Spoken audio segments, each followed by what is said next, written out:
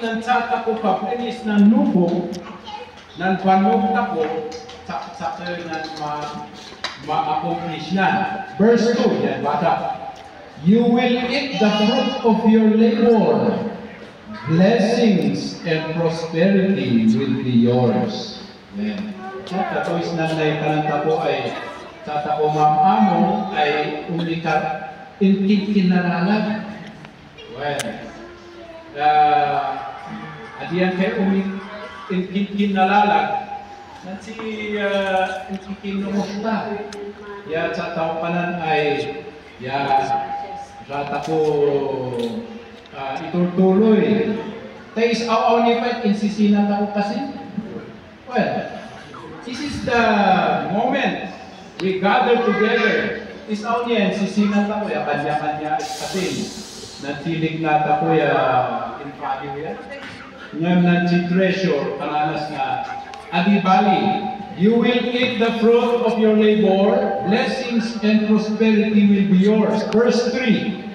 Psalms 100 will take kanana. Your wife will be like a fruitful vine within your house.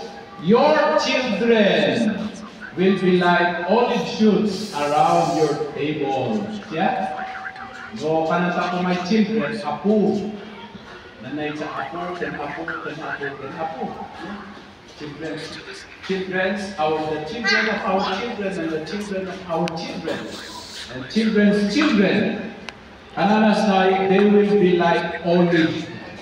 Amoy na si olive fruit, olive vine. At isang ay tuon.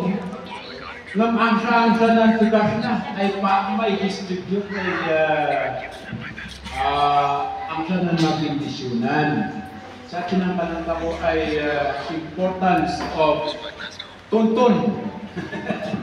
So di ka mo na ikaw niya, nilituntun tayo. Nanti istorya ng narkuan ng tayap ken detail family.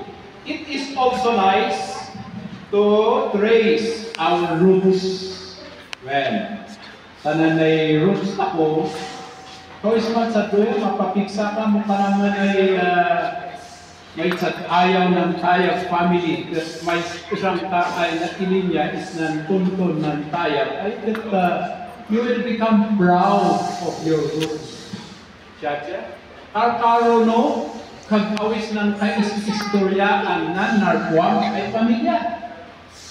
Well, yung naman wala ng kananta ko ay bidot, isla ng among kuriktarin ako. Magsasaya pa ng tawag, the beauty of gathering. So, tulo ay bendisyon ng